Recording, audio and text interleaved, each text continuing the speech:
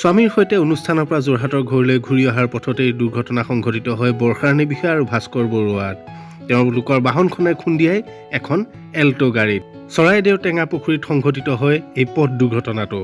কিন্তু বহু লোকে দাবী কৰে যে পথ দুৰ্ঘটনা সংঘটিত হোৱাৰ পিছতে বৰষাৰাণী বিষয়া আৰু ভাস্কৰ বৰুৱা দুৰ্ঘটনাস্থলীৰ পৰা পলায়ন কৰে। সবিশেষ দেখুৱাই আছো আজি এই নতুন ভিডিঅ'টোত। নমস্কাৰ বন্ধু বান্ধৱীসকল, স্বাগতম জনাইছো ঋষি এণ্ড আপনি চেনেলৰ এটা নতুন ভিডিঅ' লৈ। বন্ধু বান্ধৱীসকল, আপোনালোকে এতিয়া স্ক্ৰীণত দেখিছে বৰষাৰাণী বিষয়া আৰু ভাস্কৰ বৰুৱাৰ গাড়ীখন, যিখন গাড়ীৰ সৈতে দুৰ্ঘটনাত সংঘটিত হৈছিলে এখন এল্টো গাড়ীৰ। সৌভাগ্যক্ৰমে বৰষাৰাণী বিষয়া আৰু ভাস্কৰ বৰুৱাৰ বিশেষ একো ক্ষতি হোৱা নাই বুলি জানিব পৰা গৈছে। বৰ্তমান দুয়োজন চিকিৎসাধীন হৈ আছে আৰু ক্ৰমাৎ সুস্থ অৱস্থালৈ ঘূৰি আহিছে। টেঙাপুখুৰীৰ বহু লোকে দাবী কৰে যে বৰষাৰাণী বিষয়াই দুৰ্ঘটনা সংঘটিত কৰাৰ পিছত দুৰ্ঘটনাস্থলীৰ পৰা পলায়ন কৰে।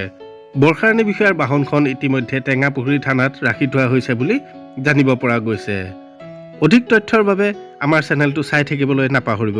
নতুন নতুন খবৰৰ সৈতে আমি পুনৰ আহি আছো আপোনালোকৰ মাজলৈ।